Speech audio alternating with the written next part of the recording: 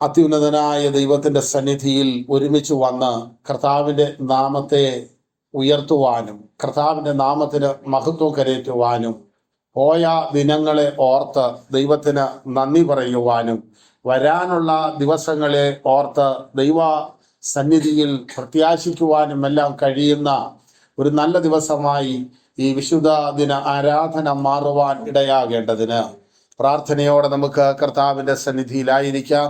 എല്ലാ പ്രിയപ്പെട്ടവരെയും ഒരിക്കൽ കൂടെ കർത്താവായ യേശു ക്രിസ്തുവിന്റെ നിസ്തുല്യ നാമത്തിൽ വന്ദനം ചെയ്യുകയും ആരാധനയിലേക്ക് സ്വാഗതം ചെയ്യുകയും ചെയ്യുന്നു.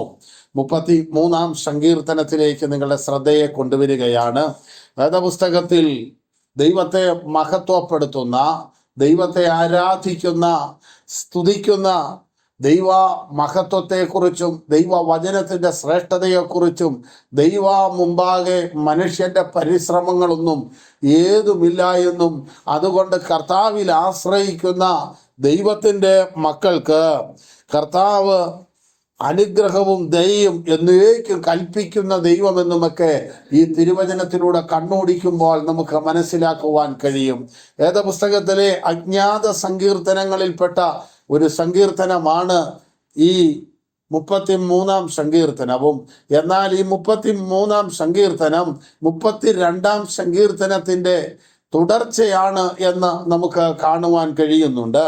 എന്ന് പറഞ്ഞാൽ 32-ാം സങ്കീർത്തനം ചെന്ന് അവസാനിക്കുന്ന 11-ാം വാക്യത്തിൽ നിന്ന് ആണ് ഈ 33-ാം സങ്കീർത്തനം ആരംഭിക്കുന്നത്. എന്തു പറഞ്ഞാണോ 32-ാം സങ്കീർത്തനം അവസാനിക്കുന്നത്, അവിടെ നിന്ന് അതേ കാര്യം ഓർപ്പിച്ചുകൊണ്ടാണ് 33-ാം സങ്കീർത്തനം തുടങ്ങുന്നത്. അതുകൊണ്ട് 32-ാം സങ്കീർത്തനത്തിൻ്റെ തുടർച്ചയായി 33-ാം സങ്കീർത്തനത്തെ കാണുവാൻ കഴിയും. 32-ാം സങ്കീർത്തനം ദാവീദിൻ്റെതാണ്.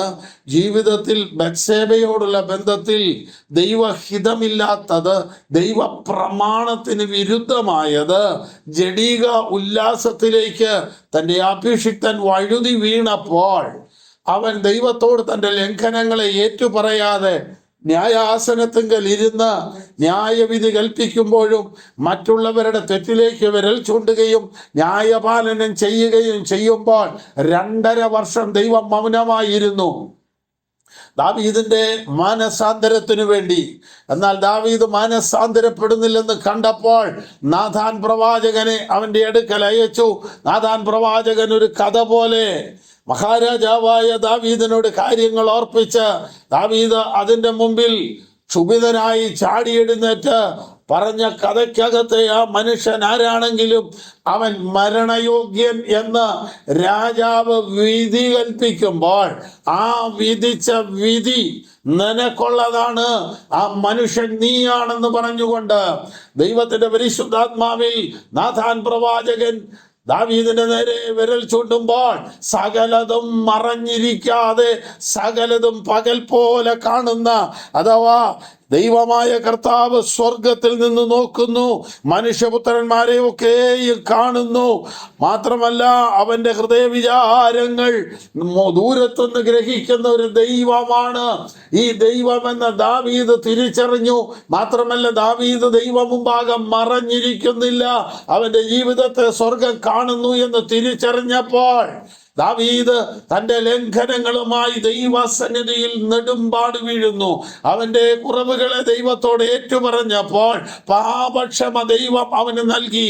അതുകൊണ്ടാണ് 32-ാം സങ്കീർത്തനത്തിൽ ലംഘനം ക്ഷമിച്ചും പാപം മറച്ചും കിട്ടിയ മനുഷ്യൻ ഭാഗ്യവാൻ എന്ന് താൻ പറഞ്ഞത്. അങ്ങനെ ഭാഗ്യം അനുഭവിക്കുന്ന ദൈവജനത്തെക്കുറിച്ച് 33-ാം സങ്കീർത്തനത്തിലേക്ക് വരുമ്പോൾ അതിൻ്റെ തുടർമാനമായി പറയുന്നു, യഹോവ ദൈവമായിരിക്കുന്ന ജാതിയും 12-ാം വാക്യം അവൻ തനിക്ക് അവകാശമായി തിരഞ്ഞെടുത്ത ജനവും ഭാഗ്യമുള്ളത് എന്ന് പറയുന്നു. അനീതിയിലേക്ക് വഴുതിപ്പോയ ദാവീദ് ജീവിതത്തിൽ ക്രമീകരണം പ്രാപിച്ചപ്പോൾ സ്വർഗം അവന് നീതീകരണം കൊടുത്തു. അങ്ങനെ നീതിമാനായി മാറിയ ദാവീദ് തന്നെ പോലെ ജീവിതത്തിൽ നീതീകരണത്തിലേക്ക് കർത്താവ് നടത്തിയ തൻ്റെ ഭക്തന്മാരെ ഒരുമിച്ച് ചേർത്ത് വെച്ചുകൊണ്ട് ദൈവസന്നിധിയിൽ ദൈവത്തെ ആരാധിക്കുവാനുള്ള ആഹ്വാനം കൊടുക്കുന്നതാണ് ഈ സങ്കീർത്തനത്തിന്റെ ആദ്യ വാക്യങ്ങൾ. നീതിമാന്മാരെ യഹോവയിൽ ഘോഷിച്ച് ഉല്ലസിപ്പീൻ. നീതിമാന്മാരെ യഹോവയിൽ ഘോഷിച്ചുല്ലസിപ്പീൻ. നിങ്ങൾ 32-ാം സങ്കീർത്തനത്തിന്റെ 11-ാം വാക്യം നോക്കൂ. നീതിമാന്മാരെ യഹോവയിൽ സന്തോഷിച്ചാനന്ദിപ്പീൻ, ഹൃദയപരമാർത്ഥികളായുള്ളവരെ ഘോഷിച്ചുല്ലസിപ്പീൻ.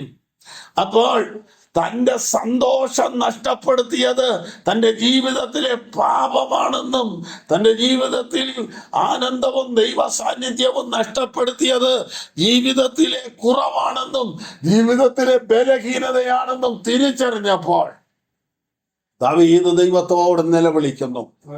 32-ാം സങ്കീർത്തനവും 51-ാം സങ്കീർത്തനവും ഒരേ കാര്യത്തിൽ നിന്ന് ഉണ്ടായ അനുതാപത്തിൽ എഴുതിയതാണ്.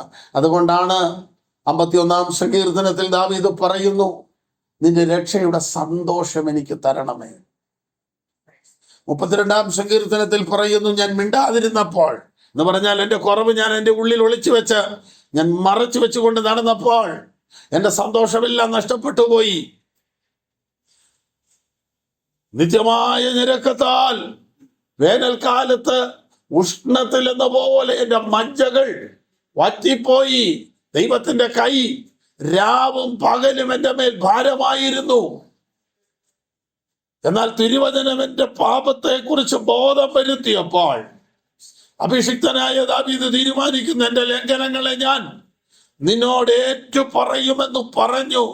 അപ്പോൾ നീ എൻ്റെ പാപത്തിന്റെ കുറ്റം ക്ഷമിച്ചു തന്നു. ഇതു നിമിത്തം ഓരോ ഭക്തന്മാരും കണ്ടെത്താകുന്ന കാലത്ത് നിന്നെ വിളിച്ചപേക്ഷിക്കും എന്ന് ദൈവസന്നിധിയിൽ പറയുന്നുണ്ട്. നീതീകരണം പ്രാപിച്ച ദാവീദ് ദൈവത്തോട് പറയുന്നു, ഞാൻ ഇനി അവനെ ഘോഷിച്ചുല്ലസിക്കും. നീതിമാന്മാരെ നിങ്ങൾ യഹോവയിൽ ഘോഷിച്ചുല്ലസിപ്പീൻ. അടുത്ത ഭാഗം പറയുന്നത് ഇങ്ങനെയാണ്, സ്തുതിക്കുന്നത് നേരുള്ളവർക്ക് ഉചിതമല്ലോ. അപ്പോൾ നേരുള്ളവർക്ക് ഉചിതമായ കാര്യമാണ് ദൈവത്തെ സ്തുതിക്കുന്നത്. 115-ാം സങ്കീർത്തനത്തിൽ നാം ഇങ്ങനെ വായിക്കുന്നു, മരിച്ചവരും മൗനതയിൽ ഇറങ്ങിയവരാരും യഹോവയെ സ്തുതിക്കുന്നില്ല. അപ്പൊ സ്തുതിക്കാത്തവർ മരിച്ചവരാണ്, മൗനതയിൽ ഇറങ്ങിയവരാണ്. എന്നാൽ നേരുള്ളവരുടെ രക്ഷണം യഹോവയെ സ്തുതിക്കുന്നതാണ്. മറ്റൊരു സങ്കീർത്തനത്തിൽ ഇങ്ങനെ പറയുന്നുണ്ട്, ഞാൻ നേരുള്ളവരുടെ സഭയിലും സംഘത്തിലും നിന്നെ സ്തുതിക്കും. വേദപുസ്തകത്തിൽ സ്തുതിക്കണമെന്നും സ്തുതിക്കാനുമൊക്കെ ആഹ്വാനം നൽകുന്നതിന്റെ പിന്നിലെ കാരണം എന്താ? ചില ദൈവദാസന്മാർ ആവർത്തിച്ച് പറയുന്നത് കേൾക്കാം, ദൈവത്തെ സ്തുതിച്ചാട്ടെ, ഒരു ഹല്ലേലൂയ പറയാമോ, അന്യോന്യം കൈ കൊടുത്തുകൊണ്ട് ദൈവത്തെ സ്തുതിക്കാമോ, അടുത്തിരിക്കുന്നയാളുടെ മുഖത്തേക്ക് നോക്കി ഒന്ന് ചിരിച്ചോണ്ട് ഹല്ലേലൂയ പറഞ്ഞ് എന്നൊക്കെ. ഇവിടെ വേദപുസ്തകം ഉദ്ദേശിക്കുന്ന അർത്ഥമാണോ അവരുദ്ദേശിക്കുന്നതെന്ന് എനിക്കറിയില്ല. വേദപുസ്തകത്തിൽ സ്തുതിക്കാൻ പറയുന്നത് നേരുള്ളവരുടെ ലക്ഷണമാണെന്ന് പറയുമ്പോൾ തന്നെ സ്തുതിക്കകത്ത്, ദൈവജനത്തിന്റെ സ്തുതിക്കകത്ത് അഭൗമമായ, മാനുഷികമല്ലാത്ത അമാനുഷികമായ ഒരു ദൈവ സാന്നിധ്യത്തിന്റെ വ്യാപാരമുണ്ട്. മനുഷ്യന്റെ പ്രാർത്ഥനയേക്കാൾ, മനുഷ്യന്റെ പരിശ്രമങ്ങളെക്കാൾ സ്തുതിക്ക് വലിയ വിടുതലുണ്ടെന്ന് കാണുന്നു. 84-ാം സങ്കീർത്തനം അതിന്റെ 4-ാം വാക്യത്തിൽ നാം ഇങ്ങനെ വായിക്കുന്നു, നിന്റെ ആലയത്തിൽ വസിക്കുന്നവർ ഭാഗ്യവാന്മാർ. എന്തുകൊണ്ടെന്നാൽ അവർ നിന്നെ നിത്യം സ്തുതിക്കും. ദൈവത്തിന്റെ ആലയത്തിൽ വസിക്കുന്നവരോട് സ്തുതിക്കെന്ന് പറയണ്ട, അവര് നിത്യം സ്തുതിക്കും. 119 സങ്കീർത്തനം പറയുന്നു, ഞാൻ നിന്റെ നീതിയുള്ള വിധികളെ പഠിച്ചിട്ട് പരമാർത്ഥ ഹൃദയത്തോടെ ഞാൻ നിനക്ക് സ്തോത്രം ചെയ്യും. അപ്പോൾ ദൈവത്തെ സ്തുതിക്കണമെങ്കിൽ കർത്താവിന്റെ വിധി, കർത്താവിന്റെ തീരുമാനം എന്താണെന്നുള്ള തിരിച്ചറിവുണ്ടാകണം. ദൈവത്തെ സ്തുതിക്കണമെങ്കിൽ ദൈവം മുമ്പാകെ നീതീകരണം പ്രാപിക്കണം. ദൈവത്തെ സ്തുതിക്കണമെങ്കിൽ ദൈവ സാന്നിധ്യം അനുഭവിക്കണം. ദൈവാലയത്തിൽ ഇരുന്നാലും ദൈവത്തെ സ്തുതിപ്പാൻ കഴിയണമെന്നില്ല. ദൈവ സാന്നിധ്യം അനുഭവിച്ചെങ്കിലേ ദൈവത്തെ സ്തുതിക്കുവാൻ കഴിയുകയുള്ളൂ. ദൈവ സാന്നിധ്യം അനുഭവിക്കുന്ന ദൈവാലയത്തിൽ മാത്രമാവണമെന്നില്ല. ഭക്തൻ എവിടെയും ദൈവ സാന്നിധ്യം അനുഭവിക്കാം. കാരാഗ്രഹത്തിലും തോട്ടക്കിണറ്റിലും സിംഹക്കുഴിയിലും പത്മോസിലും ഏകാന്തതയിലും ചങ്ങലകളുടെ നടുവിലും എവിടെയും ദൈവ പൈതലിന് ദൈവത്തിന്റെ സാന്നിധ്യം അനുഭവിപ്പാൻ കഴിയും. ആ ദൈവ സാന്നിധ്യം അനുഭവിക്കുന്നവന്റെ ലക്ഷണമാണ് അവന്റെ അധരങ്ങൾ ദൈവത്തെ സ്തുതിക്കുന്നത്.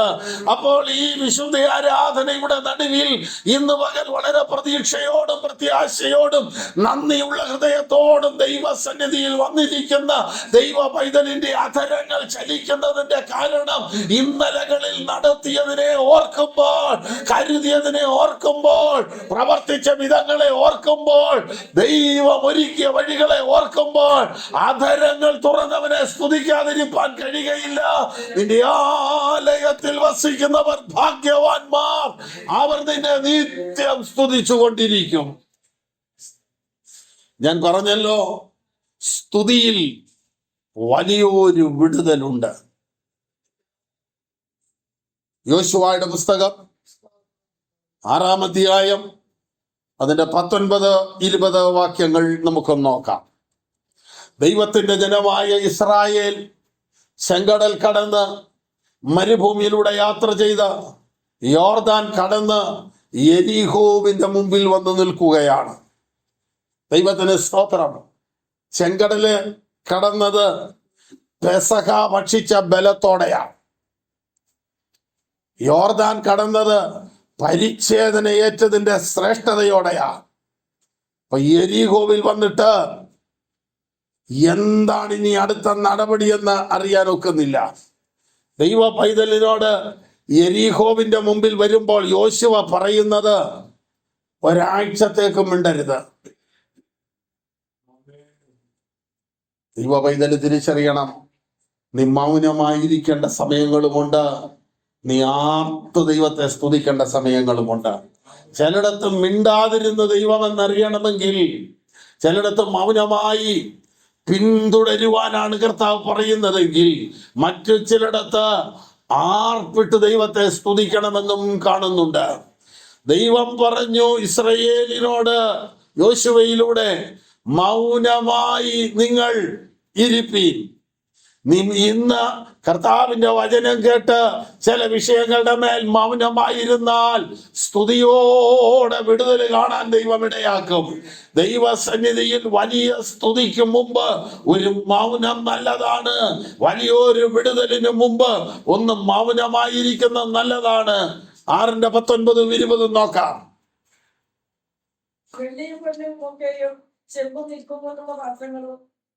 യോശുവ 6-19-20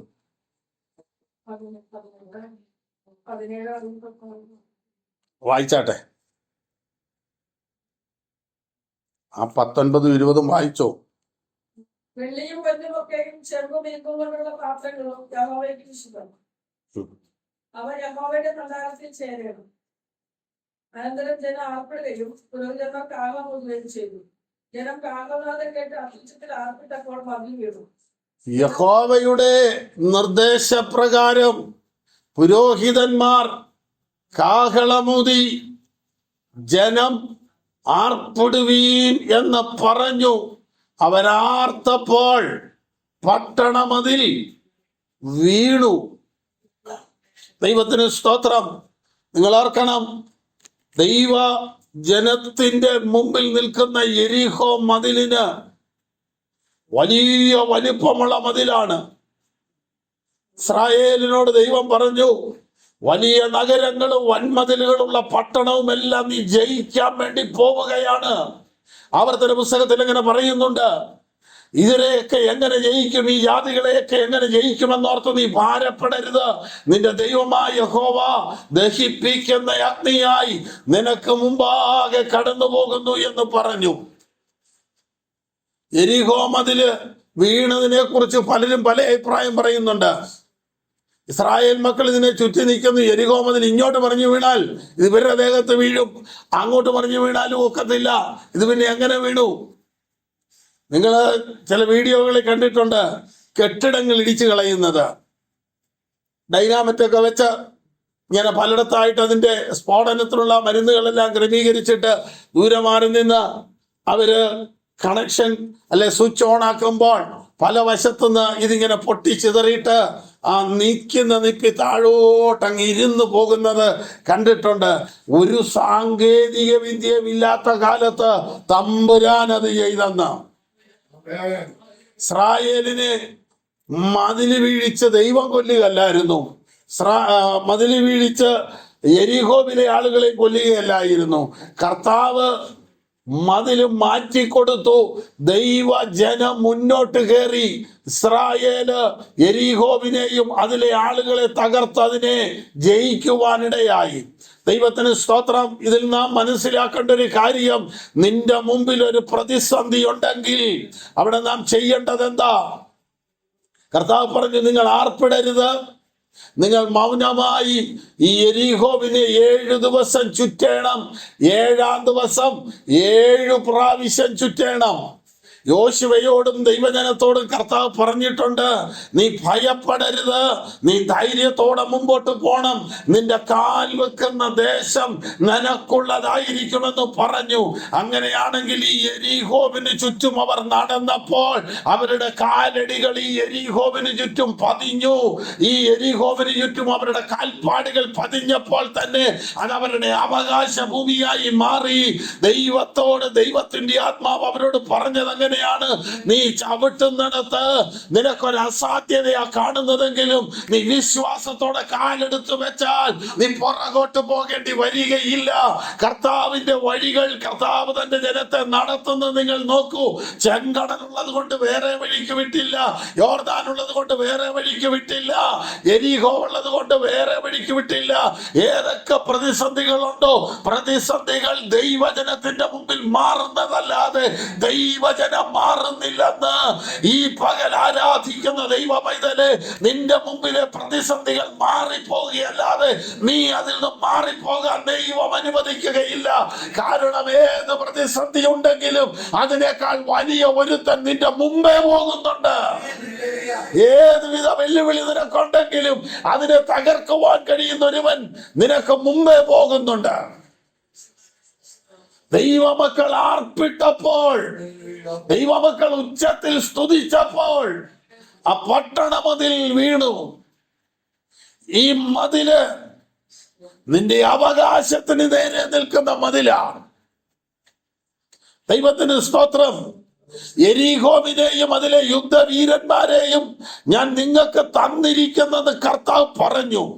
എന്നാൽ അതിന് നേരെയാണ് യെരിഹോവിനെ അടച്ചുറപ്പാക്കി ഒരുവനും അകത്തോട്ട് പോകാതെ അകത്തുള്ളൊരുത്തൻ പുറത്തോട്ട് വരാത്ത വിധത്തിൽ യെരിഹോവിനെ അടച്ചുറപ്പാക്കിയെങ്കിൽ കർത്താവ് പറഞ്ഞു, ഞാനത് നിനക്ക് തന്നു.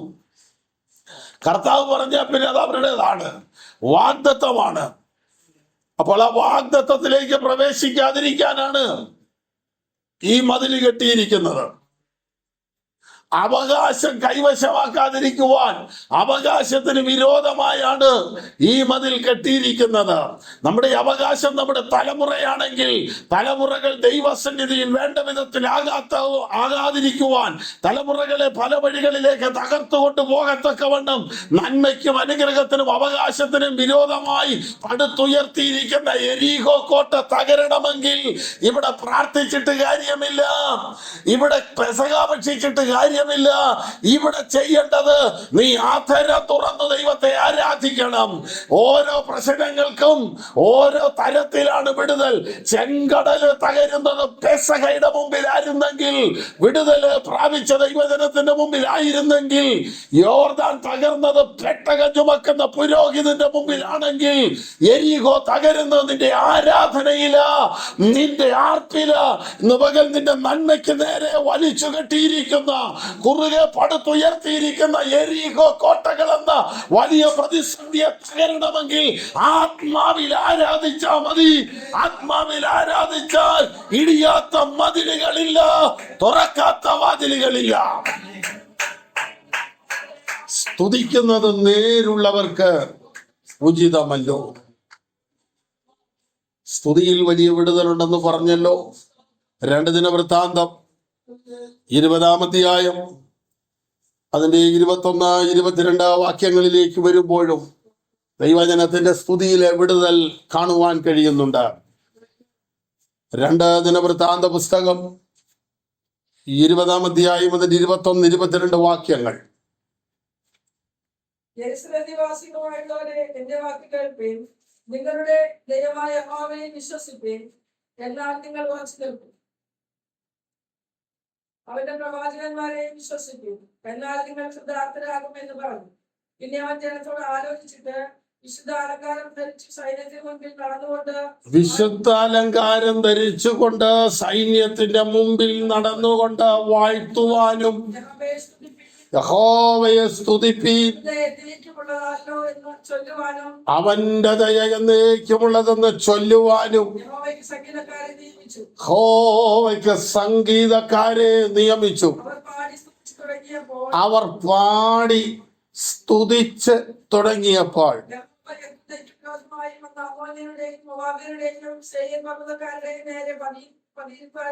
കണ്ടോ, പ്രതീക്ഷിക്കാത്ത സ്ഥലത്തുനിന്ന് ചിലരെ ദൈവം എഴുന്നേൽപ്പിക്കുകയാണ്. ആയുധമെടുക്കേണ്ട സ്ഥാനത്ത് ആരാധിച്ചു വിടുതൽ പ്രാപിച്ച ദൈവജനത്തിന്റെ മഹത്വം നാം അവിടെ കാണുകയാ. എല്ലായിടത്തും നീ പ്രതികരിക്കണ്ട, എല്ലായിടത്തും നീ മറുപടി പറയാൻ പോകണ്ട. ദൈവത്തെ ആരാധിച്ചാൽ ദൈവം ചെയ്യേണ്ടത് ദൈവം ചെയ്യുമെന്ന് 46-ാം സങ്കീർത്തനത്തിൽ മിണ്ടാതിരുന്ന് ഞാൻ ദൈവമെന്ന് അറിഞ്ഞുകൊള്ളുവീനെന്ന് തിരുവചനത്തിൽ നാം വായിക്കുന്നുണ്ട്. തീർന്നില്ല. ന്യായാധിപന്മാരുടെ പുസ്തകത്തിലേക്ക് വരുമ്പോൾ മിദ്യാന്യ പാളയത്തെ തകർക്കുവാനുള്ള ദൈവപ്രവൃത്തി ഗിദെയോന്റെ കയ്യിലേക്ക് ദൈവം കൈമാറിയപ്പോൾ ഗിദെയോൻ ചെയ്തതെന്ത്? 300 പേരെ തിരഞ്ഞെടുത്ത് അവരുമായി മിദ്യാന്യ പാളയത്തിലേക്ക് ചെല്ലുന്നു. രാത്രിയായപ്പോൾ ഗിദെയോൻ കുടമുടച്ച് പന്തമെടുത്ത് കാഹളമൂതി യഹോവയ്ക്കും ഗിദെയോനും വേണ്ടി വാള് എന്നാർത്തുപ്പോൾ പാളയത്തിൽ ദൈവജനത്തിന് നേരെ വാളേന്തിയവർ തമ്മിൽ വെട്ടിയെന്ന് ദൈവവചനത്തിൽ കാണുന്നുണ്ട്. എന്താണ് സംഭവിക്കുന്നത്? നീ ആരാധിച്ചാൽ ശത്രു തമ്മിൽ വെട്ടും, നീ ആയുധമെടുക്കേണ്ടി വരികയില്ല. ദൈവജനത്തിന്റെ പ്രാർത്ഥനയാണ് അവന്റെ ആയുധം, ദൈവജനത്തിന്റെ സ്തുതിയാണ് അവന്റെ ആയുധം. തീർന്നില്ല. അപ്പസ്തോല പ്രവൃത്തികളുടെ പുസ്തകം 16-ാം അധ്യായം അതിന്റെ 24, 25 വാക്യങ്ങളിൽ നാം കാണുന്നു. അർദ്ധരാത്രിയിൽ പൗലോസും ശീലാസും പ്രാർത്ഥിച്ച് പാടി ദൈവത്തെ സ്തുതിച്ചു.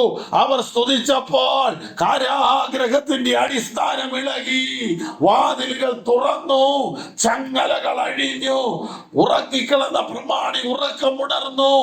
ദൈവിക വിടുതലുകൾ വ്യാപരിക്കുവാൻ തുടങ്ങി.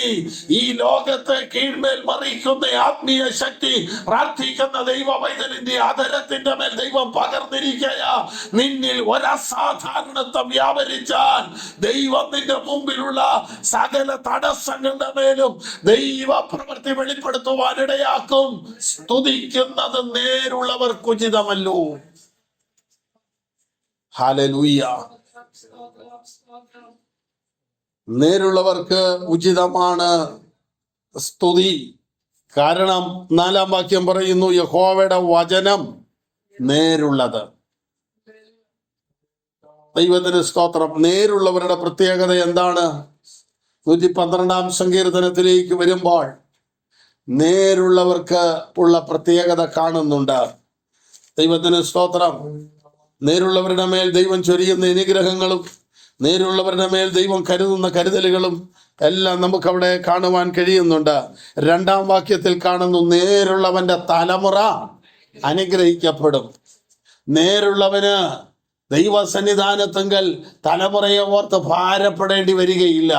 തലമുറയ്ക്ക് വേണ്ടി കരുതേണ്ട ആവശ്യമില്ല. ആ തലമുറ അനുഗ്രഹിക്കപ്പെടുമെന്ന് കർത്താവ് പറഞ്ഞിട്ടുണ്ട്. ജീവിതത്തിൽ നേര് വിട്ടുപോകരുത്. ദൈവത്തിന് സ്തോത്രം. കാര്യസാധ്യം പ്രാപിക്കുന്നവരെയും ദുരുപായം ചിന്തിക്കുന്നവരെയും കുറിച്ച് നീ മുഷിയരുത്. നീ യഹോവയുടെ സന്നിധിയിൽ സന്തോഷിക്കുക. ദൈവം ചെയ്യേണ്ടത് ദൈവം ചെയ്യും. നേരുള്ളവരുടെ തലമുറ അനുഗ്രഹിക്കപ്പെടും. അടുത്ത 4-ാം വാക്യത്തിലേക്ക് വരുമ്പോൾ, നേരുള്ളവർക്ക് ഇരുട്ടിൽ വെളിച്ചമുദിക്കും എന്ന് പറഞ്ഞാൽ, നേരുള്ളത് കൊണ്ട് രാത്രിയിൽ വെളിച്ചമില്ലാത്തടത്ത് ദൈവം ലൈറ്റും കൊണ്ട് വരുമെന്നല്ല അതിൻ്റെ അർത്ഥം. നേരുള്ളവർക്ക് ഇരുട്ടിൽ എന്ന് പറഞ്ഞാൽ ഒരു സാധ്യതയും കാണാത്ത മേഖലയിൽ. ഇരുളെന്ന് പറയുന്നത് ഒന്നും കാണാൻ മേലാത്ത സ്ഥിതിയാണല്ലോ. ദൈവത്തിൻ്റെ സന്നിധാനത്തെങ്കിൽ സത്യം ചെയ്യുന്നത് കൊണ്ട്, സത്യം പറയുന്നത് കൊണ്ട്, സത്യത്തിന് വേണ്ടി നിൽക്കുന്നത് കൊണ്ട് എല്ലാ വഴികളും അടഞ്ഞുപോയാലും ഒരു സാധ്യതകൾ കാണാനില്ലെങ്കിലും നീ നേരോടെ നിന്നാൽ നേരുള്ളവർക്ക് അവരുടെ അന്ധകാര മേഖലയിലും ആശയങ്ങളുടെയും വഴികളുടെയും വെളിച്ചത്തെ ഉദിപ്പിക്കുവാൻ ദൈവത്തിന് കഴിയും. നേരുള്ളവരുടെ പ്രത്യേകത അതാണ്. അടുത്തത് 84-ാം സങ്കീർത്തനത്തിൽ നാം കാണുന്നു, നേരോടെ നടക്കുന്നവർക്ക് ഒരു നന്മയും മുടങ്ങിപ്പോവുകയില്ല. ദൈവത്തിന് സ്തോത്രം. ദൈവഭക്തന്മാർക്ക് ഇന്ന് നടക്കേണ്ടത് ചിലപ്പോൾ നാളെ താമസിച്ചു പോകാം, എന്നാലും മുടങ്ങിപ്പോവുകയില്ല. ദൈവത്തിന് സ്തോത്രം. ദാനിയേല് പ്രാർത്ഥിച്ച അന്ന് തന്നെ മറുപടി സ്വർഗത്തിൽ നിന്ന് വന്നതാ. എന്നാൽ പാഴ്സി രാജ്യത്തിന്റെ പ്രഭു എന്ന് ആലങ്കാരിക ഭാഷയിൽ ഉപയോഗിച്ചിരിക്കുന്ന പിശാച് ദാനിയേലിനുള്ള മറുപടി തടഞ്ഞു വെച്ചു. ദൈവത്തിന് സ്തോത്രം. 21 ദിവസം കഴിഞ്ഞിട്ടാണെങ്കിലും ആ മറുപടി വരാതിരുന്നില്ല. ദൈവത്തിന് സ്തോത്രം. മറുപടി അയച്ചിട്ട് ഇന്നത്തെ പോസ്റ്റ് ഓഫീസിലെ പോലെ പോയി കാണും കിട്ടി കാണുന്നു പറഞ്ഞിരിക്കുകയല്ല. മറുപടി എത്താൻ താമസിക്കുമ്പോൾ അതിന്റെ കാരണം എന്തെന്നറിയാൻ സ്വർഗത്തിലെ ദൈവം പുറകെ ദൂതനെ കൂടെ വിടും. ദൈവത്തിന് സ്തോത്രം. ദാനിയേലിന്റെ അടുക്കൽ മറുപടി എത്താതെ വന്നപ്പോൾ ദൂതൻ സ്വർഗത്തിലെ ശ്രേഷ്ഠ ദൂതവൃന്ദങ്ങളിൽ അഗ്രഗണ്യനായ മീഖായേലിനെ ഊരിയ വാളുമായി മറുപടിയുടെ പുറകെ വിട്ടു. മറുപടി എവിടെയെങ്കിലും തടയപ്പെട്ടിട്ടുണ്ടെങ്കിൽ തടഞ്ഞു നിൽക്കുന്ന പ്രതികൂലങ്ങളെ അറുത്തു മാറ്റുവാൻ ദൈവത്തിന്റെ ദൂതനെ പുറകെ വിട്ടു. നിന്റെ കയ്യിൽ എത്തേണ്ട നന്മ, നീ പ്രാപിക്കേണ്ട ആ അനുഗ്രഹം, നിന്റെ അടുക്കൽ എത്തേണ്ടതായ മറുപടി എത്തുന്നില്ലെങ്കിൽ ആ തടസ്സങ്ങളെ ദൂരീകരിക്കുവാനും മറുപടി അയച്ച ദൈവം ദൂതനെയും അയക്കുന്ന ദൈവമാണ്. ദൈവത്തിന് സ്തോത്രം. ആദ്യ ദിവസം കിട്ടേണ്ട മറുപടി 20 ദിവസങ്ങൾ കൂടെ കഴിഞ്ഞിട്ടാണെങ്കിലും കിട്ടാതെ വന്നില്ല. ദൈവം തന്റെ കുഞ്ഞുങ്ങൾക്ക് ഒരുക്കുന്നത് അവന്റെ കയ്യിൽ തന്നെ എത്തും. ആമേൻ. ഈ ലോകം അന്ധകാരത്തിന്റെ ആധിപത്യമുള്ളതായതുകൊണ്ടും ജീവിതത്തിന്റെ ഒരുക്കക്കുറവുകൾ പല മേഖലകളിലും നമുക്കുള്ളത് കൊണ്ടും മറുപടി താമസിക്കാൻ സാധ്യതയുണ്ട്. എന്നാലും ലഭിക്കാതിരിക്കയില്ല. കാരണം ഇത് പറഞ്ഞവൻ എന്റെ ദൈവമായതുകൊണ്ട് അത് നടക്കാതിരിക്കയില്ല. ഈ പകൽ പ്രതീക്ഷയോടെ ദൈവത്തെ ആരാധിക്കുന്ന, തിരുവചനം ശ്രമിക്കുന്ന ദൈവമൈതലേ, നിനക്കുള്ള മറുപടി എന്ത് താമസിക്കുന്നു? ദൈവം കേൾക്കുന്നില്ലേ? ദൈവം അറിയുന്നില്ലേ? ദൈവം എന്നെ കുറിച്ച് വിചാരിക്കുന്നില്ലേ, വിചാരപ്പെടുന്നില്ലേ എന്നോർത്ത് നീ ഉള്ളം തകരണ്ട. നിന്റെ മറുപടി പുറപ്പെട്ടിട്ടുണ്ട്. മറുപടിയുടെ പുറകെ ദൂതനും പുറപ്പെട്ടിട്ടുണ്ട്. ഏത് പ്രതിസന്ധികൾ ഉണ്ടെങ്കിലും അതിനെ തകർത്തെറിഞ്ഞുകൊണ്ട് മറുപടി നിന്റെ അടുക്കലേക്ക് എത്തും. നേരോടെ നടക്കുന്നവർക്ക് ഒരു നന്മയും എൻ്റെ കർത്താവ് മുടക്കുകയില്ല. ദൈവത്തിന് സ്തോത്രം. നേരുള്ളവരുടെ പ്രത്യേകത അതാണ്. ദൈവത്തിന് സ്തോത്രം. അതുകൊണ്ട് നിഷ്കളങ്കതയും നേരും നമ്മുടെ ജീവിതത്തിൽ ഉണ്ടെങ്കിൽ നമ്മുടെ മറുപടികൾ നമ്മുടെ അടുക്കലേക്ക് എത്തുവാനിടയാകും. ദൈവത്തിന് സ്തോത്രം. ഇതിന്റെ 6, 7, 8, 9 വാക്യങ്ങളൊക്കെ വായിക്കുമ്പോൾ ദൈവത്തിന്റെ മഹത്വത്തെ കുറിച്ചാണ് പറയുന്നത്. യഹോവയുടെ വചനത്താൽ ആകാശവും വായിലെ ശ്വാസത്താൽ അതിലെ സകല സൈന്യവും ഉളവായി. ഭൂമി എങ്ങനെയാ ഉണ്ടായത്? ആകാശം എങ്ങനെയാ ഉണ്ടായത്? വേദപുസ്തകം പറയുന്നു യഹോവയുടെ വചനത്താൽ. സയൻസ് പറയുന്നത് സൂര്യന്റെ ഒരു ഭാഗം അടർന്നു വീണ് തണുത്തുറഞ്ഞാണ് ഭൂമി ഉണ്ടായത്. അങ്ങനെ ആയിക്കോട്ടെ, അതും സമ്മതിച്ചു. അങ്ങനെയാണെങ്കിൽ ഈ അടർന്നത് എവിടെ വീണത്? ഇന്ന് ഏതൊരു സാധനവും നമ്മുടെ കയ്യിൽ നിന്ന് താഴെ വീഴണമെങ്കിൽ ഇങ്ങനൊരു പ്രതലം ഇവിടെ ഉണ്ടായിട്ടാ. ആകാശത്തുനിന്ന് ഒരു സാധനം തകർന്ന് ഭൂമിയിലേക്ക് വീഴുന്നത് ഭൂമി എന്നൊരു പ്രതലം ഉള്ളത് കൊണ്ടാണ് ഭൂമിയിലേക്ക് വീഴുന്നത്. ഭൂമി എവിടോട്ട് വീണു? ഭൂമി എവിടോട്ട് വീണു? സൂര്യന്റെ ഒരു ഭാഗം അടർന്ന് വീണു. എവിടെ വീണു? അത് തണുത്തുറഞ്ഞു. അങ്ങനെ ഭൂമി ഉണ്ടായി. ഇവിടെ ഏതൊരു സാധനം ഇന്ന് താഴെ വീഴുന്നതിന്റെ കാരണം താഴെ ഇങ്ങനെ സ്ഥലം ഉള്ളത് കൊണ്ടാ. ഭൂമി അങ്ങോട്ട് വീണു, അതോ അടർന്ന് ഉരുണ്ട് വീണു ഗോളാകൃതി. യഹോവയുടെ വചനത്താൽ ദൈവം ഭൂമിയെ ഉണ്ടാക്കി. വേദപുസ്തകം പറയുന്നത് ഭൂമി ഉണ്ടായിക്കഴിഞ്ഞാൽ സൂര്യൻ ഉണ്ടായെന്നാ. അങ്ങനെയാണെങ്കിൽ പിന്നെ എങ്ങനെയാ സൂര്യൻ നടന്നു വീണ് ഭൂമി ഉണ്ടാകുന്നേ? ആദ്യം ദൈവം ഭൂമിയെ ഉണ്ടാക്കി. അത് കഴിഞ്ഞിട്ട് ഭൂമിക്ക് വെളിച്ചം കൊടുക്കാനും അതിന്റെ സമയത്തിനും കാര്യങ്ങൾക്കും ക്രമീകരണങ്ങൾക്കും വേണ്ടിയാണ് നക്ഷത്രങ്ങളും ചന്ദ്രനും സൂര്യനും ഒക്കെ ഉണ്ടായത്. അപ്പൊ ആണ്ട് ഭൂമിയല്ല, ഭൂമി പിന്നുണ്ടായതാന്ന് ഒക്കത്തില്ല. ശാസ്ത്രമല്ല, ദൈവ പൈതലിന്റെ മുമ്പിൽ സത്യമായി നിൽക്കുന്നത് വചനമാണ്. വചനത്തിന്റെ ഒരു പ്രത്യേകത, ശാസ്ത്രത്തിന്റെ ഒരു പ്രത്യേകതയും കൂടെ പറയാം. ശാസ്ത്രം പറയുന്നത് അങ്ങനെ ആയിരിക്കാൻ സാധ്യതയുണ്ട്, അങ്ങനെയാകാനാണ്, അങ്ങനെയെന്ന് അനുമാനിക്കുന്നു, അങ്ങനെയെന്ന് വിചാരിക്കുന്നു എന്നാ. വേദപുസ്തകം പറയുന്നത് അങ്ങനെ വിചാരിക്കുന്നതും സാധ്യതയുണ്ടെന്നുമല്ല, അങ്ങനെ തന്നെയെന്നാ പറയുന്നത്. യഹോവയുടെ വചനത്താൽ ആകാശവും അവന്റെ ശ്വാസത്താൽ അതിലെ സകല സൈന്യവും ഉളവായി. അതിനകത്ത് വ്യത്യാസമൊന്നുമില്ല. അങ്ങനെ ആയിരിക്കാൻ സാധ്യതയുണ്ടെന്ന് വേദപുസ്തകത്തിൽ ഇല്ലെന്ന്. കാരണം എന്താ? കർത്താവ് പറഞ്ഞ 2 കാര്യമേ ഉള്ളൂ, ഉവ് അല്ല പിന്നെ ഇല്ല. ഇതിനിടയ്ക്കത്തെ പരിപാടി ദൈവത്തിൻ്റെതല്ല. അതുകൊണ്ട് കർത്താവ് പറഞ്ഞത് ഒറ്റ കാര്യമേ ഉള്ളൂ, അങ്ങനെ എന്ന് പറഞ്ഞാൽ അങ്ങനെ. ഇനി അതിന്റെ അവസാന കാര്യം പറയുന്നതും എങ്ങനെയാന്ന് നോക്കൂ. 9-ാം വാക്യത്തിൽ ഇപ്പോൾ ഇങ്ങനെയൊക്കെ വന്നത് എങ്ങനെയാന്ന് ചോദിച്ചാൽ അതിന് ഒറ്റ മറുപടിയേ ഉള്ളൂ, അവൻ അരുളി ചെയ്തു, അങ്ങനെ സംഭവിച്ചു. അവൻ കൽപ്പിച്ചു, അങ്ങനെ ഇവിടെ കാണുന്നതെല്ലാം സ്ഥാപിതമായി. അവൻ കൽപ്പിച്ചോ? അവൻ കൽപ്പിച്ചോ? നോക്കാം. ഉൽപ്പത്തി പുസ്തകം 1-ാം അധ്യായം അതിന്റെ 7, 9, 11, 15, 24. ഉൽപ്പത്തി പുസ്തകം 1-7. വിധാനം ഉണ്ടാക്കിയിട്ട് ദൈവം വിധാനത്തിന് കീഴുള്ള വെള്ളവും വിധാനത്തിന് മീതെയുള്ള വെള്ളവും തമ്മിൽ വേർതിരിച്ചു. അങ്ങനെ സംഭവിച്ചു. ദൈവം വിധാനത്തിന് ആകാശത്തിന്റെ നേരിട്ട് സന്ധ്യാവിഷ്ടമായ 2-ാം ദിവസം. അവൻ 1-7 വരുമ്പോൾ ഒരു വിധാനം ഉണ്ടാകട്ടെ എന്ന് ദൈവം കൽപ്പിച്ചു. അവൻ കൽപ്പിച്ചു, അങ്ങനെ സംഭവിച്ചു. 9-ാം വാക്യം നോക്കൂ. ദൈവം ആകാശത്തിന്റെ കീഴിലുള്ള വെള്ളം ഒരു സ്ഥലത്ത് കൂടട്ടെ, ഉണങ്ങിയ നിലം കാണട്ടെ എന്ന് കൽപ്പിച്ചു. കണ്ടോ? കൽപ്പിച്ചു, അതങ്ങനെ സംഭവിച്ചു. ഇനി 11-ാം വാക്യം.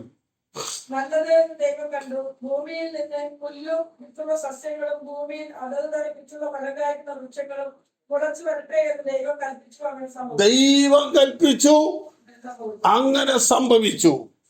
15-ാം വാക്യം നോക്കൂ. ഭൂമിയെ പ്രകാശിപ്പാൻ ആകാശവിധാനത്തിൽ അവ വെളിച്ചങ്ങളായി തീരട്ടെ. കണ്ടോ? ഭൂമിക്ക് വേണ്ടി ആ സൂര്യനെ ഉണ്ടാക്കിയത്, അല്ലാതെ സൂര്യന്റെ ചുറ്റും കിടന്ന് ഇറങ്ങുക നേരം വെളുക്കുമ്പോൾ മുതല് അങ്ങ് കറങ്ങിക്കൊണ്ടിരിക്കുകയാണ്. കറങ്ങി കറങ്ങി കറങ്ങി അത് തീരാറായി. ചിലപ്പോൾ മുന്നോട്ട് കയറും, ചിലപ്പോൾ പുറകോട്ട് ഇറങ്ങും. ഇങ്ങനെയൊക്കെ ശാസ്ത്രം പറയുമ്പോഴും എല്ലാം ശരി, സമ്മതിച്ചു. സൂര്യന് വേണ്ടി ഭൂമിയെ ഉണ്ടാക്കിയതല്ല, ഭൂമിക്ക് വേണ്ടി സൂര്യനെ ഉണ്ടാക്കി. ഇവിടുത്തെ ഞണ്ടും ഞവണിക്കയും മീനും പാമ്പും കണ്ട് കരട് കാഞ്ഞിരക്കുറ്റിയും മുള്ള് മുരട് മൂർഖം പാമ്പിനും വേണ്ടി ഉണ്ടാക്കിയതല്ല ഭൂമി. ഭൂമിയെ അവൻ മനുഷ്യർക്ക് കൊടുത്തിരിക്കുന്നു. ഇതെല്ലാം ഉണ്ടാക്കി വെച്ചത്, ഇതെല്ലാം ഇവിടെ ഒരുക്കിയിട്ട് എല്ലാം സെറ്റ് ചെയ്തിട്ടാണ് ദൈവം മനുഷ്യനെ ഉണ്ടാക്കിയത്. അത് ദൈവം മനുഷ്യനോടുള്ള വിശ്വസ്തതയാ.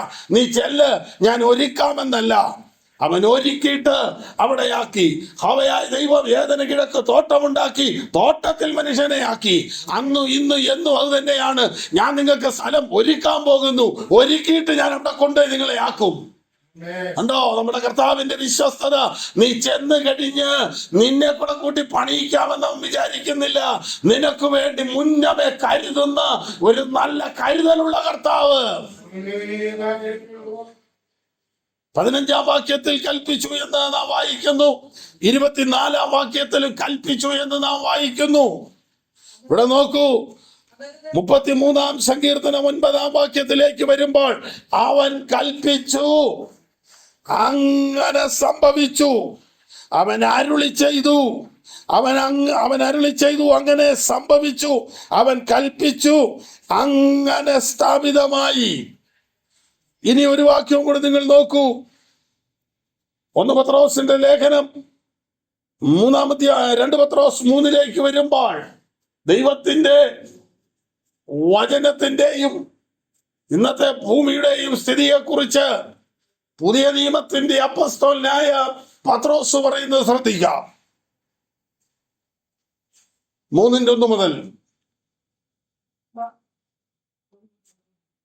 2 പത്രോസ് 3:1 മുതൽ.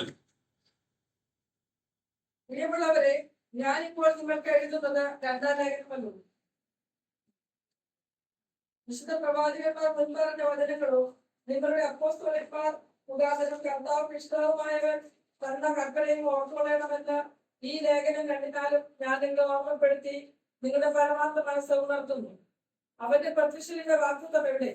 പിതാക്കന്മാർ നിദ്ര കൊണ്ട ശേഷം സകലവും സൃഷ്ടിയുടെ ആരംഭത്തിൽ ഇരുന്നതുപോലെ തന്നെ. പിതാക്കന്മാർ നിദ്ര കൊണ്ട ശേഷം സകലതും സൃഷ്ടിയുടെ ആരംഭത്തിൽ ഇരിക്കുന്നത് പോലെ തന്നെ ഇരിക്കുന്നു എന്ന് സ്വന്തം മോഹങ്ങളെ അനുസരിച്ച് നടക്കുന്ന പരിഹാസികൾ പരിഹാസത്തോടെ അന്ത്യകാലത്ത് ഇതും പറഞ്ഞുകൊണ്ട് വരുമെന്ന് നിങ്ങൾ ഓർത്തുകൊള്ളണം. ഇതെല്ലാം പഴയ പോലെ തന്നെ ഇരിക്കും എന്ന് പറയുന്ന ആളുകളുണ്ട്. എന്നാൽ 5-ാം വാക്യമാണ് അതിന്റെ കാതലായ കാര്യം. ആകാശവും വെള്ളത്തിൽ നിന്നും വെള്ളത്താലും ഉളവായ ഭൂമിയും പണ്ട് ദൈവത്തിന്റെ വചനത്താലുണ്ടായി. ദൈവത്തിന് സ്തോത്രം. ഇന്ന് കാണുന്ന സകല ജീവജാലങ്ങളെയും വിളിച്ച് വേർതിരിച്ച് അതതിൻ്റെ സ്ഥാനത്ത് നിർത്തി അവയ്ക്കൊക്കെ പേരിട്ടവൻ സൃഷ്ടി സ്ഥിതി സംഹാരകനായ സർവശക്തനായ കർത്താവിൻ്റെ വാ കൊണ്ട് അരുളി ചെയ്തപ്പോൾ ഇന്ന് കാണുന്ന സകലതും ഉണ്ടായെങ്കിൽ ഒരു മനുഷ്യനുണ്ടാകട്ടെന്ന് പറഞ്ഞാൽ ഈസി ആയിട്ടൊരു മനുഷ്യൻ ഉണ്ടാകുമായിരുന്നു. ബാക്കി സകലത്തെയും വായിൻ വചനം കൊണ്ടുളവാക്കിയവൻ തൻ്റെ കൈപ്പണിയായി മനുഷ്യനെ നിർമ്മിച്ചു എന്ന് പറയുമ്പോൾ നാം എത്ര ശ്രേഷ്ഠവാന്മാരാ. കർത്താവ് കൽപ്പിച്ചതും കർത്താവ് അധ്വാനിച്ചതും തമ്മിൽ വ്യത്യാസമുണ്ട്. കർത്താവ് അധ്വാനിച്ചത് നമ്മളോടുള്ള ബന്ധത്തിലാണ്. അത് കഴിഞ്ഞ് നമ്മളിങ്ങനെ വായിക്കുന്നു, അവൻ വിശ്രമിച്ചെന്ന്. ആയനം പണിയാവണത്. കർത്താവ് മടുത്തു പോയി കാണുമെന്ന്. ഇവിടെ വിശ്രമിച്ചു എന്ന് പറയുന്നത് കർത്താവ് ക്ഷീണിച്ചിട്ട് അവിടെ അങ്ങ് റെസ്റ്റ് എടുത്തു എന്നുള്ള അർത്ഥമല്ല. അവൻ്റെ അതുവരെയുള്ള ദൗത്യത്തിന് അവസാനമായി എന്നുള്ളതാ. ഇവിടെ കർത്താവിന് ക്ഷീണമുള്ളവനല്ല. ഇസ്രായേലിന്റെ പരിപാലകൻ മയങ്ങുന്നില്ല, ഉറങ്ങുന്നില്ല, ഗതിഭേദത്താലുള്ള ആച്ഛാദനം അവനില്ല. നമ്മുടെ കർത്താവിന് മനുഷ്യർക്കെന്ന പോലെ മാനുഷിക ശുശ്രൂഷകള് ആവശ്യമുള്ളവനും അല്ല. ഞാൻ പറഞ്ഞത് യഹോവയുടെ വചനത്താൽ ഇന്ന് കാണുന്ന സകലതും ഉളവായി. അപ്പോൾ നമ്മുടെ ജീവിതത്തിൽ എന്തെങ്കിലും ഒന്ന് ഉണ്ടാകണമെങ്കിൽ, ഉണ്ടായിട്ടുണ്ടെങ്കിൽ അത് നമ്മുടെ അധ്വാനം കൊണ്ടല്ല, ദൈവം കൽപ്പിച്ചിട്ടാണെന്ന് നാം തിരിച്ചറിയണം. നമ്മുടെ പരിശ്രമം കൊണ്ടൊന്നും ഉണ്ടാകുകയല്ല. കാരണം കർത്താവിന്റെ വചനം അത് പറയുന്നുണ്ട് വളരെ വ്യക്തമായി. 33-ാം സങ്കീർത്തനത്തിന്റെ 16 മുതലുള്ള 19 വരെയുള്ള വാക്യങ്ങൾ നിങ്ങളൊന്ന് നോക്കൂ. സൈന്യ ബഹുത്വത്താൽ രാജാവ് ജയം പ്രാപിക്കുന്നില്ല, ആൾബലമുള്ളത് കൊണ്ടും ശ്രേഷ്ഠ രീതിയിൽ യുദ്ധം ചെയ്തത് കൊണ്ടുമാണ് ഞങ്ങൾക്ക് വിജയം കിട്ടിയതെന്ന് പറയുവാൻ കഴിയുകയില്ല. കാരണം സൈന്യ ബഹുത്വത്താൽ രാജാവ് ജയം പ്രാപിക്കുന്നില്ല. കർത്താവ് ഒരുവനെ കൊണ്ടും വിജയിപ്പിക്കുന്ന ദൈവമാണ്. അപ്പോൾ കർത്താവിന്റെ മുമ്പിൽ സൈന്യബലം നിസ്സാരമാണ്. ആരാം രാജ്യത്തിന്റെ സേനാപതിയായ നയമാൻ സൗഖ്യം പ്രാപിച്ച് കടന്നുപോയിട്ട് അടുത്ത അധ്യായമായ 6-ാം അധ്യായത്തിലേക്ക് വരുമ്പോൾ സൗഖ്യം കൊടുത്ത ആ ദൈവദാസന് വിരോധമായി അരാം സൈന്യം വന്ന് പാളയമിറങ്ങുമ്പോൾ ആയുധമെടുക്കേണ്ട സ്ഥാനത്ത് പ്രാർത്ഥിച്ച് മറുപടി കൊടുത്ത് വിടുന്നതായി നാം കാണുന്നുണ്ട്. യുദ്ധം ചെയ്യുവാൻ വരുന്നവന് തീറ്റ കൊടുത്ത് വയറ് നിറച്ച് ഭക്ഷണം കൊടുത്ത് മടക്കി അയച്ചതായി നാം കാണുന്നുണ്ട്. ദൈവം യുദ്ധം ചെയ്യുന്നത് വാളുകൊണ്ടും കുന്തം കൊണ്ടുമൊന്നും അല്ല. ദൈവത്തിന്റെ സന്നിധിയിൽ സൈന്യ ബഹുത്വത്താൽ രാജാവ് ജയം പ്രാപിക്കുന്നില്ല. ബലാധിക്യം കൊണ്ട് വീരൻ വിടിവിക്കപ്പെടുന്നതുമില്ല. അതിശക്തമായ കായിക ബലം ഉണ്ടായിരുന്നത് കൊണ്ട് ശത്രുവിനെ കീഴ്പ്പെടുത്തി എന്ന് പറയാനും ഒക്കത്തില്ല. 6 അടിക്ക് മീതെ ഉയരമുള്ള ഗോലിയാത്തിനെ ചെറിയ പാറക്കല്ലേൽ ഒതുക്കി നിർത്തുവാൻ ഒരു ബാലനെ കരങ്ങളിലെടുത്തവനാ നമ്മുടെ ദൈവമെങ്കിൽ അസാധ്യതകളുടെ മേഖലകൾ കണ്ട് പരാജയം നീ ഉറപ്പിക്കണ്ട. അസാധ്യതകളെ കണ്ടുകൊണ്ട് നിരാശയുടെ വാക്കുകൾ പറയണ്ട. സൈന്യ ബഹുത്വത്താൽ രാജാവ് ജയം പ്രാപിക്കുന്നില്ല, ബലാധിക്യം കൊണ്ട് വീരൻ വിടിവിക്കപ്പെടുന്നതുമില്ല. നിങ്ങൾ ഓർക്കൂ, ഒരു സാധ്യതയും ഇല്ലെന്നോർത്ത് നീ നിന്റെ ചുവട് പുറകോട്ട് വെക്കരുത്. പരാജയം നീ മുന്നിൽ കാണരുത്. നിനക്കൊരു ദൈവമുണ്ട്. അവസാന നിമിഷം വരെയും കാര്യങ്ങളെ മാറ്റിമറിക്കാൻ കഴിയുന്ന ഒരു മഹാദൈവത്തെയാ നീ ആരാധിക്കുന്നത്. അതുകൊണ്ട് പ്രതീക്ഷകൾ കൈവിടരുത്. അസ്ഥാനത്തായി പോയി എന്ന് പറഞ്ഞാലും അടക്കി 4 ദിവസം കഴിഞ്ഞാലും ജീവനിലേക്ക് തിരിച്ചു കൊണ്ടുവരുവാൻ കഴിയുന്ന ഒരു കർത്താവിനെയാണ് നാം ആരാധിക്കുന്നത്. കൊണ്ട് തോൽവി നീ മനസ്സിൽ കാണരുത്. ദൈവത്തിന് സ്തോത്രം.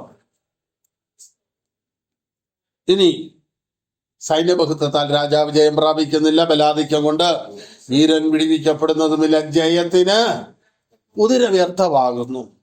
കുതിരയുടെ എണ്ണം കൊണ്ടൊന്നും അല്ല ജയിക്കുന്നത്. 20-ാം സങ്കീർത്തനം അത് കൃത്യമായി പറയുന്നു. ചിലർ രഥങ്ങളിലും ചിലർ കുതിരകളിലും ആശ്രയിക്കുന്നു. ന്യായാധിപന്മാരുടെ പുസ്തകത്തിൽ ഒരാളെ കുറിച്ച് പറയുന്നത് ഇങ്ങനെയാണ്: 900 ഇരുമ്പു രഥമുണ്ടായിരുന്നു. 2025 ഉണ്ടായിരുന്നെന്നല്ല, നൂറ്റാണ്ടുകൾക്ക് പുറകിൽ 900 ഇരുമ്പു രഥമുണ്ടായിരുന്ന സീസരയെ കൊന്നത് ഹേബേരിന്റെ ഭാര്യയായ യായേൽ കൂടാരത്തിന്റെ കുറ്റി ഊരി അവന്റെ തലക്കടിച്ചതാ. അപ്പോൾ തലയ്ക്ക് അടിച്ചിറക്കി. അപ്പോൾ നിങ്ങളൊരു കാര്യം ഓർക്കണം, ഇരുമ്പ് രഥം 900 ഉണ്ടെങ്കിലും ജയത്തിന് കുതിര വ്യർത്ഥമാകുന്നു. തമ്പുരാൻ വിചാരിക്കുന്നതേ നടക്കൂ. നമ്മുടെ പരിശ്രമങ്ങളും നമ്മുടെ കൂട്ടിവെപ്പുകളും നമ്മുടെ അധ്വാനങ്ങളും നമ്മുടെ ശേഖരങ്ങളും ഒന്നുമല്ല കാര്യം നടത്തുന്നത്. സർവേശ്വരന്റെ അനുഗ്രഹത്താലാണ് എല്ലാം ഉണ്ടാകുന്നത്. ദൈവത്തിന് സ്തോത്രം. കർത്താവ് പറയുന്നു, സൈന്യബഹുത്വത്താൽ രാജാവ് ജയം പ്രാപിക്കുന്നില്ല, ബലാധിക്യം കൊണ്ട് വീരൻ വിടുവിക്കപ്പെടുന്നില്ല. മറ്റൊരു സങ്കീർത്തനത്തിലേക്ക് വരുമ്പോൾ നാം ഇങ്ങനെയാണ് വായിക്കുന്നത്, അശ്വബലത്തിൽ അവന് സാധമില്ല. പിന്നെ പുരുഷന്റെ ഉരുക്കളിൽ, മസിൽ കട്ടിക്ക, കൈക്കരുത്തിന്, മെയ്ക്കരുത്തിൽ ദൈവം പ്രസാദിക്കുന്നേ ഇല്ല. അവന് ഇഷ്ടമില്ലെന്ന്. പിന്നെ അവനിഷ്ടമുള്ളത് എന്താ?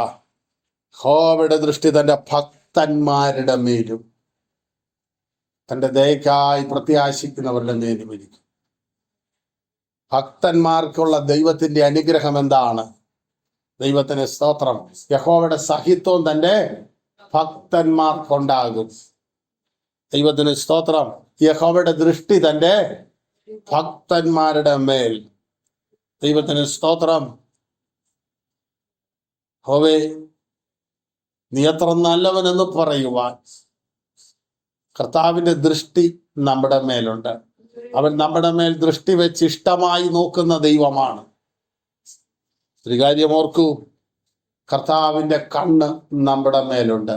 ഉയരത്തിൽ പറക്കുന്ന ഒരു കഴുകൻ ഈ താഴെ ചലിക്കുന്ന ചെറുജീവികളെ നോക്കുന്നത് പോലെ ഉന്നതനായ ദൈവം, ശ്രേഷ്ഠവാനായ ദൈവം, അവന്റെ പാദപീഠമായ ഭൂമിയിൽ ഇരിക്കുന്ന ദൈവ പൈതലിന്റെ മേൽ അവന്റെ നോട്ടം പതിഞ്ഞിട്ടുണ്ട്.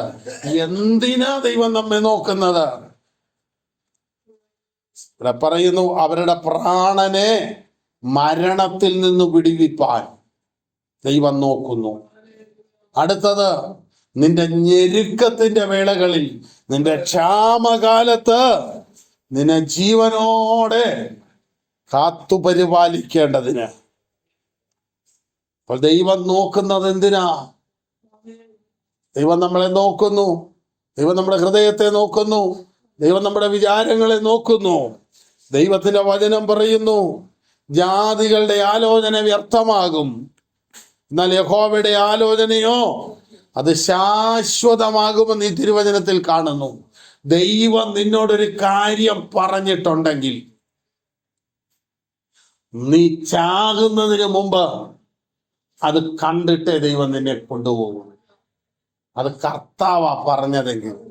മനുഷ്യൻ സുഖിപ്പിക്കാനും സന്തോഷിപ്പിക്കാനും കൊടുക്കുന്ന കാശ് കണ്ടുകൊണ്ടുമൊക്കെയാ പറഞ്ഞതെങ്കിൽ അതിനൊന്നും മൂല്യത ഉണ്ടാവണമെന്നില്ല. ദൈവം പറഞ്ഞതാണെങ്കിൽ അത് ശാശ്വതമാ, അതെന്തിനെ കാണും. എന്നാൽ നീ ദൈവ വഴി വിട്ടുപോയേച്ച് അത് കാണാൻ നോക്കിയിരിക്കരുത്. ദൈവവചനം പറയുന്നതാണ്, നീ കാണും പക്ഷെ നീ തിന്നുകയരുന്ന. അപ്പൊ ദൈവത്തിന്റെ സന്നിധിയിൽ ദൈവം പറഞ്ഞത് നിനക്ക് വേണ്ടി പറഞ്ഞതാണെങ്കിൽ അതവൻ ചെയ്യും. നീ വിശ്വസ്തയോടെ നിൽക്കണം. താമസിച്ചു പോയാലും കർത്താവ് അത് ചെയ്യാതിരിക്കയില്ല. താമസിച്ചു പോയി എന്നുള്ളത് നമ്മുടെ കണക്കാ. ദൈവം എന്ത് ചെയ്താലും അത് കറക്റ്റ് അവന്റെ സമയത്താ. താമസിച്ചു പോയി കർത്താവേ ഇനി എപ്പോഴാ എന്നൊക്കെ ചോദിക്കുന്നത് നമ്മളാ. ദൈവം ഏത് കാര്യം ചെയ്താലും അവനത് അവന്റെ സമയത്ത് ഏറ്റവും ഭംഗിയായി ചെയ്യും.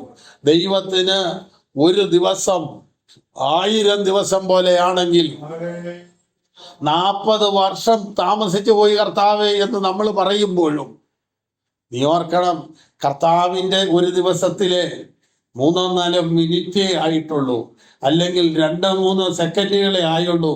നമ്മുടെ 40 വർഷം താമസിച്ചിട്ടില്ല.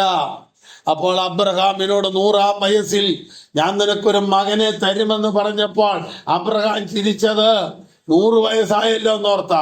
കർത്താവ് അവനോട് ചോദിക്കുന്നു, എന്നെ കൊണ്ട് പറ്റാത്ത വല്ല കാര്യമുണ്ടോ? ഇനിയാണോ എന്ന് ചിന്തിച്ച് നീ ഭാരപ്പെടുകയാണോ? ഇനി ഒരു സാധ്യതയില്ലെന്നോർത്ത് നീ വിഷമിക്കുകയാണോ? നീ നിരാശപ്പെടുകയാണോ? ഇനി നടക്കുകയില്ലെന്ന് നിന്റെ ഹൃദയത്തിൽ നീ വിധി എഴുതിയിരിക്കുകയാണോ? തമ്പുരാൻ പറയുന്നത് ഇതാണ്, അവന് കഴിയാത്ത ഒരു കാര്യവുമില്ല. അവന്റെ ഒരു ദിവസം പോലും അവൻ സൃഷ്ടിച്ച മനുഷ്യനായ ആദാം ജീവിച്ചില്ല. ദൈവത്തിന് ഒരു ദിവസം 1000 വർഷം പോലെയാണെങ്കിൽ ആദാം 930 വർഷം കൊണ്ട് തന്റെ ആയുസ് അവസാനിപ്പിക്കേണ്ടി വന്നു.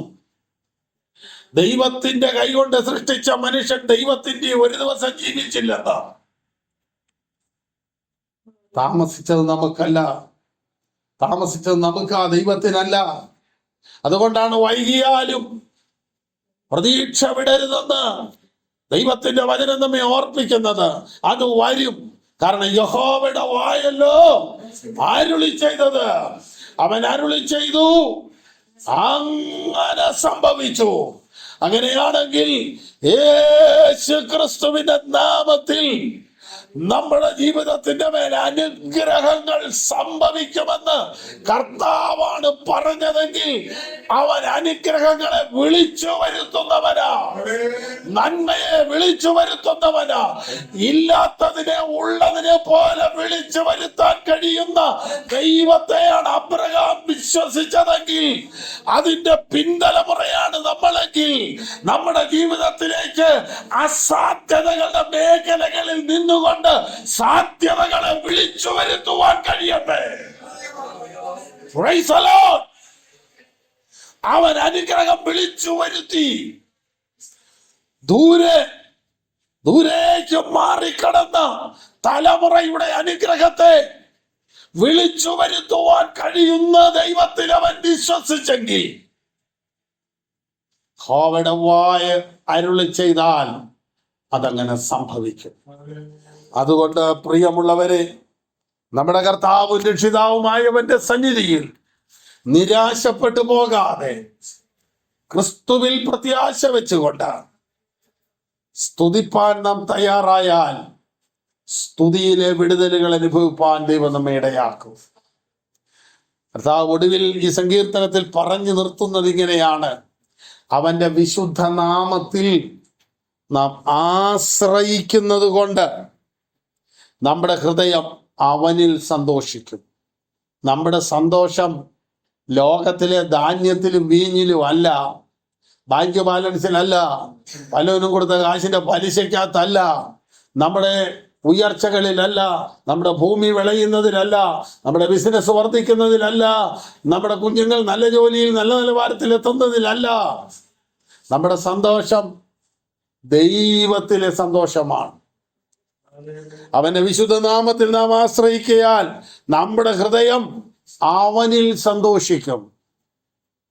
ഇത് പഴയ നിയമ ഇസ്രായേലിനോട് പറഞ്ഞതാണെന്ന് നമ്മൾ ഓർക്കും. ഇല്ല, പുതിയ നിയമ ഇസ്രായേലിനോട് കർത്താവ് അത് തന്നെയാണ് പറയുന്നത്. ഫിലിപ്പിയ ലേഖനം 4:4 കർത്താവിൽ സന്തോഷിപ്പീൻ എന്നാണ്. സന്തോഷം കർത്താവിലായിരിക്കട്ടെ, ക്രിസ്തുവിലെ സന്തോഷമായിരിക്കട്ടെ. ക്രിസ്തുവിലെ സന്തോഷത്തിന്റെ പ്രത്യേകത എന്താ? അസൂയുള്ളതല്ല, അത്യാഗ്രഹമുള്ളതല്ല, സ്നേഹമുള്ളതാണ്, വിട്ടുകൊടുക്കലുള്ളതാണ്, ദീർഘക്ഷമയുള്ളതാണ്, പരമാർത്ഥ ഹൃദയത്തിലുള്ളതാണ്, ഉൾക്കൊള്ളുന്നതാണ്, കരുതുന്നതാണ്, പൊറുക്കുന്നതാണ്, സ്നേഹത്തിൽ നിന്നാണ്. കർത്താവിൽ സന്തോഷിപ്പീൻ. നീതിമാന്മാരെ യഹോവയിൽ സന്തോഷിച്ച് ഘോഷിച്ചുല്ലസിപ്പീൻ. സ്തുതിക്കുന്നത് നേരുള്ളവർക്ക് ഉചിതമല്ലോ. ഏകനാഥനായ കർത്താവിന്റെ കരത്തിൽ നമ്മെ ഏൽപ്പിക്കാം. ഈ അനുഗ്രഹമേറിയ വചനത്താൽ ദൈവമായ കർത്താവ് നമ്മെ എല്ലാവരെയും ധാരാളമായി അനുഗ്രഹിക്കുകയും ദൈവകൃപയിൽ നിറയ്ക്കുകയും ചെയ്യട്ടെ എന്ന് ഓർപ്പിച്ചുകൊണ്ട് തിരുവചന ഭാഗത്തുനിന്ന് വിരമിക്കുന്നു. കർത്താവ് നമ്മെ അനുഗ്രഹിക്കുമാറാകട്ടെ.